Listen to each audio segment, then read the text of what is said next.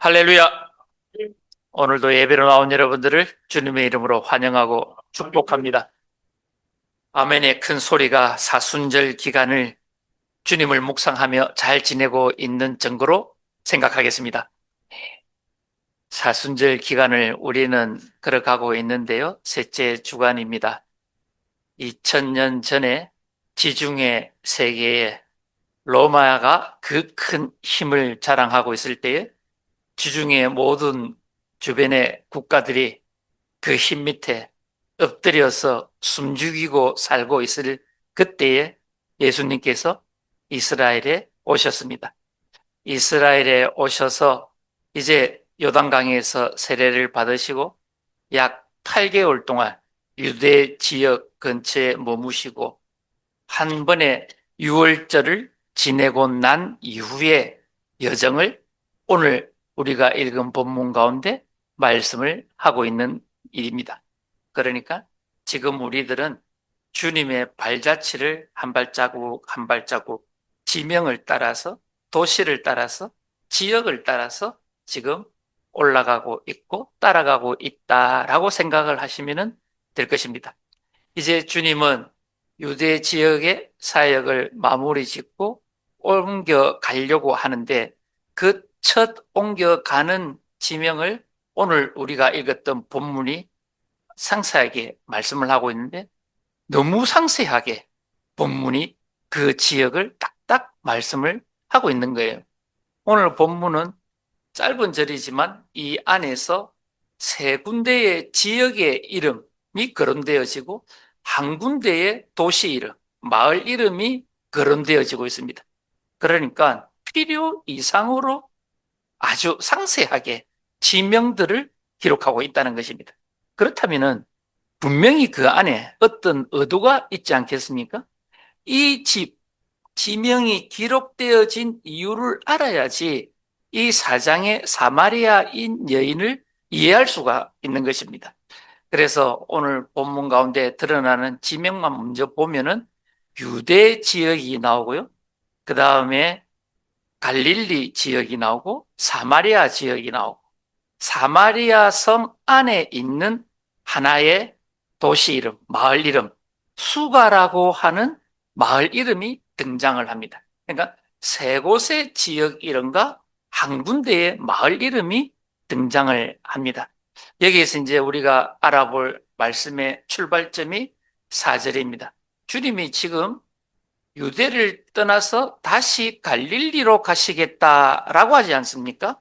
그런데 갈릴리를 가는 방향에 있어서 지금 4절이 말씀하시기를 사마리아를 통과하여야 하겠는지라. 굳이 기록하지 않아도 될 말씀이 지금 4절에 딱 기록이 되고 있는 것입니다. 그러니까 사마리아를 통과하여 가는 것이 맞다라고 하는 것입니다. 이 말씀 자체가. 근데 너무나 당연한 이야기를 하는 이유가 무엇일까요? 이 지도를 가만히 우리가 봐야 이해를 하는데요. 이 유대에서 사마리아를 거쳐서 갈릴리를 갈 수가 있는데요. 지금 이 지도를 우리가 잠깐 보려고 하는데요. 보이십니까? 이제 지도가 스크린에 뜨지요. 이 지도를 가만히 한번 유심히 보면은요. 지금 주님의 목적지는 여기에 지금 현재 있는 곳이 이곳이고요. 그 다음에 목적지는 이곳입니다. 그죠? 그러면은 직진하면 됩니다. 그죠? 이거를 이제 흔히 말하는 족장의 길이라고 이야기를 합니다. 여러 가지 길, 네 가지 정도의 길이 있는데 족장의 길입니다. 이 길로 가면은 정상적인 길입니다. 직진해서 가는 길.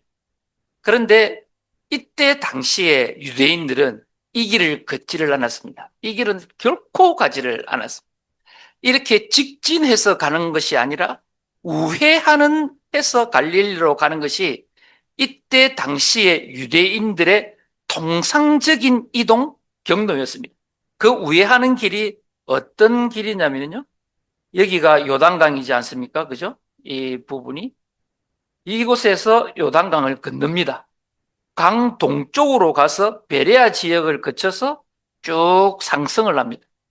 해서 이 갈릴리 지역으로 갑니다.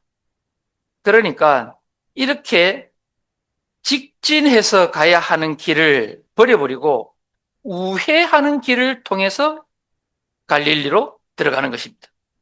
왜 그럴까요? 왜 이렇게 한 나흘 정도 더 걸리는 길을 찾아서 선택을 해서 갈릴리를 갈까요? 지금 사절이 그 말을 하고 있는 것입니다. 직진하에서 가야 함에도 불구하고 우회하는 길을 이때 당시에 유대인들이 그 길을 이용했다라고 하는 것입니다. 그런데 주님은 그 통상적인 우회하는 길을 버리고 지금 직진해서 갈릴리를 향해 가고 있다라고 하시는, 갈릴리를 향해 가고 있는 중에 지금 어디에 들렀다고 5절이 말씀하고 있습니까? 사마리아에 들렀다라고 하는 것입니다. 그렇다면 이유는 이 사마리아 때문에 지금 이스라엘인들은 직진하지 않고 우회해서 지금 갈릴리로 가는 것입니다. 그러니까 이 모두가 이스라엘 땅인데 이 중간에 사마리아라는 이 지역이 이스라엘 안에 한 점 전과 같이 섬과 같이 딱 분리된 땅이라는 것입니다. 왜 사마리아 땅을 그러면은 밟지 않고 통과하지 않을까요? 이 유대인들이 갖고 있는 사마리아인에 대한 인식은 아주 적대적입니다. 이방인보다 더 경멸하는 자가 이 사마리아인들입니다. 이 사마리아인들을 왜 유대인들은 이토록 싫어할까요? 그들의 조상 가운데 북이스라엘이 있었을 때에 아수르가 이 나라를 완전히 멸망시켜버립니다. 이 북쪽에 있는 이스라엘을, 북이스라엘을 멸망을 시켜버리는데 이때에 아수르라는 제국이 이곳에 이방인들, 아수르 사람들을 막 이주를 시킵니다. 이주를 시키고 난 뒤에 결혼을 시킵니다. 그러면은 뭐가 없어집니까? 순수 혈통이 사라집니다. 유대인이라는 순수 혈통이 딱 사라집니다. 혼혈민족이 되어져 버린 것입니다. 그러니까 이 유대인들이 봤을 때 이 사마리아인들은 결코 유대인이 아닌 것입니다. 그런데 유대인인 척하면서 하나님을 믿는 그게 보기 싫은 거예요. 조금 격한 표현으로 꼴배기가 싫은 거예요. 그 모습이. 그러니까 이방인보다 더 경멸하는 게 지금 이 사마리아인들이다라고 하는 것입니다. 그렇다면 이 사마리아 이 지역에 살았던 원래 조상은 누구일까요? 에브라임 지파, 므낫세 지파들입니다. 이 사람들은 곧 요셉의 아들들입니다. 요셉의 후손들이 사마리아 지역 가운데 살았던 조상들입니다. 그런데 이 사람들이 이제 아수르와 혼혈 정책, 피가 섞였다고 순수 혈통이 아니라고 아예 적대시를 해버리는 거야. 그러니까 이 땅은 아예 밟지를 않습니다. 부정하고 더러운 곳이라고 해서 이 땅은 결코 밟지 않고 우회를 해서 갈릴리로 올라갑니다. 내려오는 길도 똑같습니다. 갈릴리를 들어가지 않고 베레아 쪽으로 우회를 해서 유대 쪽으로, 남쪽으로 내려온다라고 하는 것입니다. 그러니까 이것 하나를 보았을 때 지금 주님께서는 모든 사람들이 가지 않는, 모든 유대인들이 들어가지 않는 사마리아를 향해 직접 들어가고 있다라고 하는 것입니다. 사마리아라는 지역은 유대 안에서 완전히 섬과 같이 고립되어진 땅입니다. 고립된 존재들입니다. 이곳 가운데로 들어가는데요. 오늘 또 본문의 이야기를 쭉 밑에 이제 읽어보면 그 수가성에서 한 여인을 만납니다. 한 여인을 대낮 정오에 만나는데 그와 대화를 합니다. 유대인 랍비라고 칭함을 받았던 사람이 우리 주님입니다. 유대인 남자입니다. 유대인 남자들에게서 여자라는 존재는 어떤 존재냐면요. 그냥 이방 여자 이런 걸 다 떠나서 그냥 단순하게 유대인이 바라보는 여자라는 개념은 그들에게 율법도 가르치지 않습니다. 글자도 가르쳐 주지 않습니다. 가등한 존재입니다. 그리고 성전을 만들었을 때도, 헤롯의 성전을 만들었을 때도 그 안에는 여자가 들어갈 수 있는 딱 한계가 있습니다. 여자는 여기까지만 성전 안에 들어갈 수 있어. 그 이상 더 깊은 곳에는 여자는 들어갈 수 없어. 라고 하는 시대가 이 시대입니다. 여자는 아예, 그리고 또 이 유대인 랍비들이 더 격한 말을 하는데요. 여자에게 율법을 가리키기보다는 차라리 책을 태워버리겠다. 라고 할 정도로 여자는 하천한, 미천한 이런 존재로 인식되어져 있던 사회가 이때 당시, 예수님 당시 유대의 사상들이었습니다. 그러니까 아주 가부장적인 상태에 있었던 시대입니다. 그런 사고방식, 사상 가운데서 지금 예수님이 한낮에 여자와 이야기를 하고 있다라고 하는 것은 엄청난 큰 사건인 것입니다. 그런데 가만히 보십시오. 여자와 이야기하는 것만으로도 큰 사건인데 지금 어떤 여자와 이야기를 합니까? 사마리아 여자. 쳐다도 보지 아니하고 말도 섞지 아니하는, 심지어 그 땅에 발조차도 들이지 아니하는 그 땅의 여자와 이야기를 하고 있는 것입니다. 이것은 아주 큰 사건인 것입니다. 그냥 묵과하고 넘어갈 문제의 사건이 아니다라고 하는 것입니다.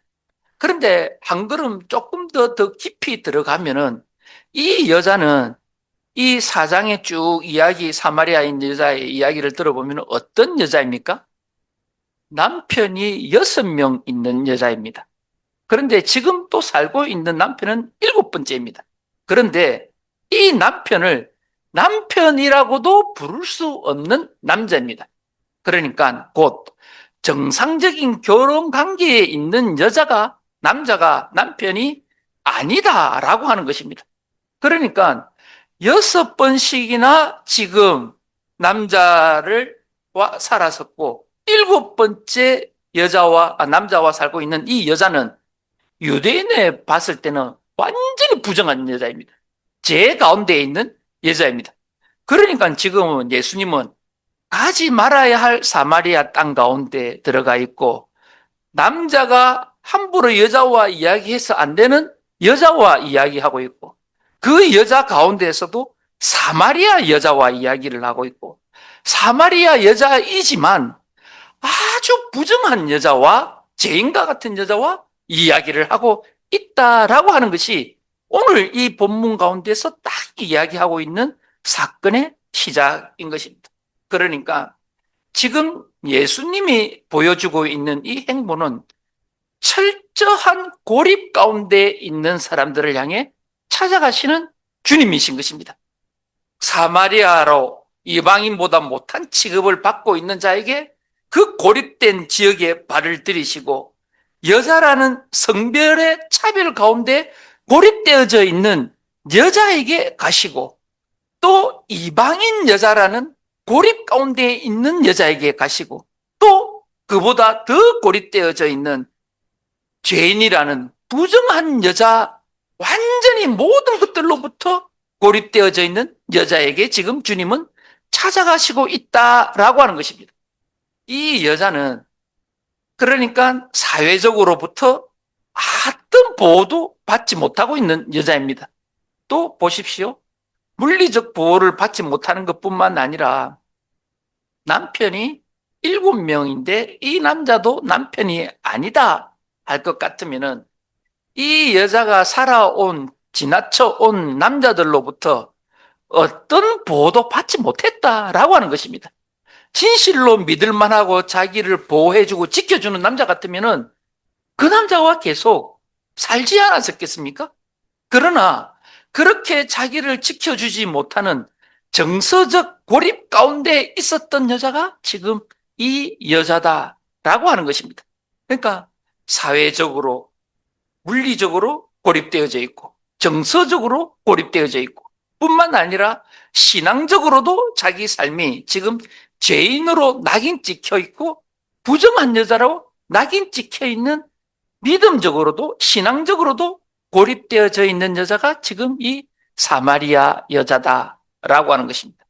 그러니까 주님은 모든 것들로부터 고립되어져 있고 소외되어진 자, 모든 보호로부터 단절되어져 있는 그 여자를 온갖 사람들의 시선에도 아랑곳하지 않고 그곳 한가운데로 지금 들어가고 있다라고 하시는 것입니다. 그런데 주님은 그 여자를 만나는 것에서 끝나지 않다라고 하는 것이 지금 문제의 시작인 것입니다. 주님과 이야기를 한 여자, 내게로 오는 사람은 생명수를 얻을 것이다 라고 하던 그 여자가 이제 주님을 선지자로 믿고 예배에 대해서 묻습니다. 예배에 대해서 묻고 예배를 어디에서 드려야 되는가를 묻습니다. 이제 이 여자는 서서히 회복되기를 시작하는데요. 고립에서 조금씩 나오려고 하는데요. 그 시작점이 내가 예배를 드리고 싶습니다 라고 하는 것입니다. 유대인들은 예루살렘에서 예배를 드리는데 우리는 또 우리 조상들은 그리심산에서 예배를 드리는데 이제 우리가 나는 어디로 예배를 가야 됩니까? 라고 묻는 물음에 주님이 대답을 하십니다. 4장 21절에 주님의 대답을 한번 우리가 같이 보실까요? 예수께서 이르시되 여자여 내 말을 믿으라. 이 산에서도 말고 예루살렘에서도 말고 너희가 아버지께 예배할 때가 이르리라. 아멘. 가만히 보십시오. 오늘 우리가 요점은 예배에 대해서가 아니라 이 여자를 향해 주님이 무엇이라고 부르는가에 초점을 맞춰보려고 합니다. 가만히 보십시오. 모든 것에서 소외된 여자, 이방인보다 못한 취급, 그리고 죄인인 이 여자에게 지금 주님이 말씀을 하시기를 마지막 절에 보이십니까? 너희가 아버지께 예배할 때가 이르리라. 이 아버지는 누구입니까? 하나님입니다.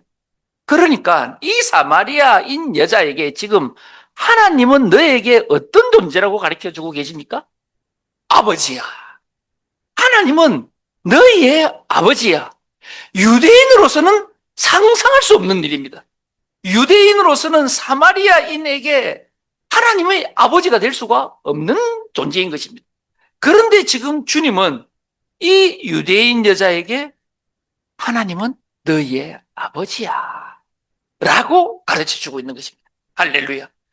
여기에서 고립에서 이제 벗어나는 이야기를 주님께서 말씀하고 있는 것입니다. 보십시오. 이 아버지라고 부르는 것은 지금 사마리아 고립된 여자에게 하나님은 너희의 아버지야. 또 어떤 여자라고요? 죄인이고 부정한 여자입니다. 내 아버지가 될 수 없는 존재 같은 높은 곳에 있는 분이 하나님입니다. 그런데 죄인임에도 불구하고 주님은 그 여자에게 하나님은 여전히 너의 아버지야 라고 지금 가르쳐주고 있는 것입니다. 우리가 어떤 상태 가운데 있다 할지라도, 어떤 고립 가운데 있다 할지라도, 아픔 가운데 있다 할지라도 하나님은 여전히 우리의 아버지인 줄 믿습니다. 왜 그렇습니까? 왜 여전히 우리의 아버지이십니까? 예수 그리스도 때문인 것입니다. 예수 그리스도가 우리 안에 계시고 우리가 붙들고 있기 때문에 하나님은 여전히 우리의 아버지이신 것입니다. 이 사실을 결코 잊어서는 안 되는 것입니다. 지금 주님은 이 고립되어진 한 여인, 고립과 고립 최고 밑에서 고립되어지고 소외되어진 그 한 명을 구원하기 위해서 계획적이고 의도적으로 통상적으로 유대인이 걷는 길이 아닌 직진하여서 사마리아 땅 가운데로 들어가신 것입니다. 그렇다면 이 21절의 말씀을 가만히 읽어보면요. 주님은 지금 이 여자만 구원하시기 위해서 이곳 가운데 오시고 이 말씀을 하셨을까요? 이 말씀을 유대인도 들을 것 아닙니까? 나중에 읽을 것 아닙니까? 그러면은 유대인들은 어떻게 생각을 하겠습니까? 예수님은 지금 엄청나게 유대인을 자극하고 있는 것입니다. 조금 더 거친 언어로 표현을 하면은 지금 예수님은 유대인들에게 도발하고 있는 것입니다. 아주 크게 도발을 하고 있는 것입니다. 그러니까 유대인들을 크게 자극해서 흥분하고 분노하게 하고 있는 것입니다. 왜 그렇습니까? 유대인들은 하나님이 자기들만의 전유물로 생각을 했습니다. 또 유대인들은 자기들만이 선택되고 택함받은 백성인 줄로만 믿었습니다. 그리고 세상 가운데 자기들만 유일하게 거룩한 존재로 믿었습니다. 자기들만 성결한 존재, 순결한 존재로만 믿었습니다. 그러니까 유대인이 시선에서 보면은 사마리아인에게 하나님이 아버지가 된다는 것은 엄청난 도발적인 사건이다라고 하는 것입니다. 지금 예수님은 고립되어져 있는, 외부로부터 고립되어져 있는 사마리아인만 건져내시기를 위하는 것이 아니라 지금도 어떻게 보면은 유대인도 자기 세계 안에 고립되어져 있는 것입니다. 자기 생각과 사상 가운데 완전히 고립되어져 있는 것입니다. 잘못된 하나님에 대한 생각, 지식, 이것들로부터 고립되어져 있는 이 유대인을 구원하실 계획도 갖고 계시다라고 하는 것입니다.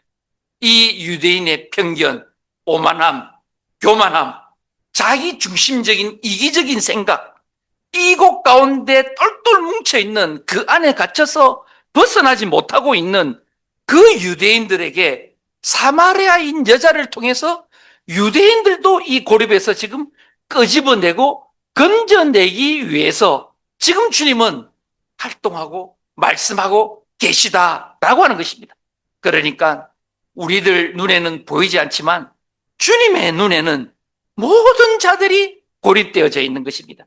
외부로부터 고립되어져 있고 자기 생각에 딱 갇혀서 자기 생각을 벗어나지 못하는 유대인과 같이 고립되어진 사람을 위해 건지시기 위해 지금 주님은 사마리아 땅으로 가 계신다라고 하는 것입니다.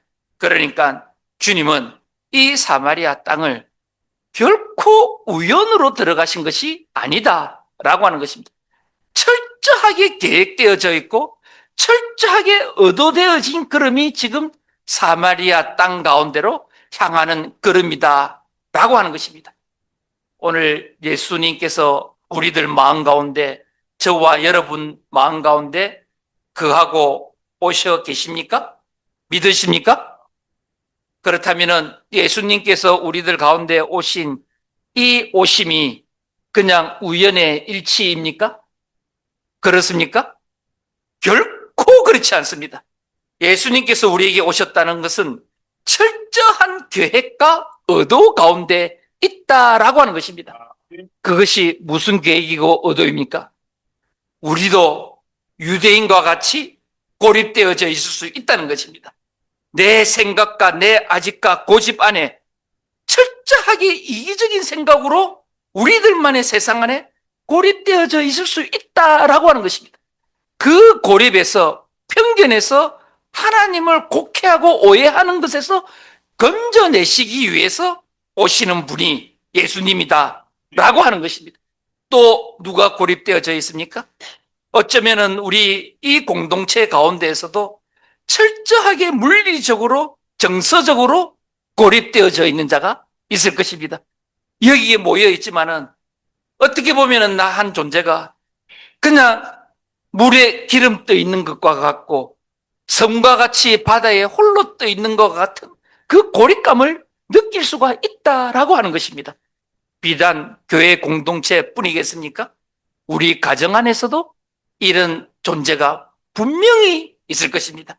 또 우리가 관계 맺고 있는 모든 관계 가운데, 사업장이나 일터 가운데 이렇게 정서적으로, 물리적으로 고립되어져 있는 자들이 있다라고 하는 것입니다. 주님이 우리들에게 오신 이유는 분명한 계획과 목적과 의도가 있다고 했습니다. 그 고립되어진 자를 건져내라라고 하는 사명이 우리에게 주어주신 줄로 믿습니다. 우리들이 복음을 전함으로 말미암아 우리가 그리스도인 그 말씀으로 살아냄으로 말미암아, 성도 같은 삶을 참으로 살아냄으로 말미암아 어떤 고립되어진 자가 건져냄을 당하고 회복을 당할 수 있다라고 하는 것입니다. 이 철저한 계획과 의도를 가지고 지금 주님은 우리에게로 오신 줄 믿습니다. 오늘 예배를 듣는 여러분들 가운데 혹시 내 마음이 사람들로부터, 관계들로부터 고립되어지고 소외되어진 것을 느낄 때가 있습니까? 내 가족으로부터도 내가 소외되고 고립되어져 있는 것을 느낄 때가 있습니까? 걱정하지 마십시오. 아무 염려하지 마십시오. 내가 고립되어져 있다, 소외되고 되어지는 것 같다 라고 할 그때가 주님을 만날 때입니다. 그때 주님을 만날 때입니다. 누구입니까? 요셉이 형들로부터 완전히 소외되고 고립되어졌습니다. 죽음에 이르기까지 고립되어졌습니다. 그 고립으로 말미암아 이 요셉은 하나님을 온전하게 만날 수가 있었습니다. 다윗은 어떠했습니까? 다윗은 아버지로부터, 형제들로부터 막내라는 이유로 철저하게 고립되어지고 소외된 자로 자라났습니다. 성장했습니다. 그러나 그 소외와 그 고립이 다윗이 더 하나님을 붙들고 하나님을 만날 수 있는 계기가 시작이 되었다라고 하는 사실인 것입니다.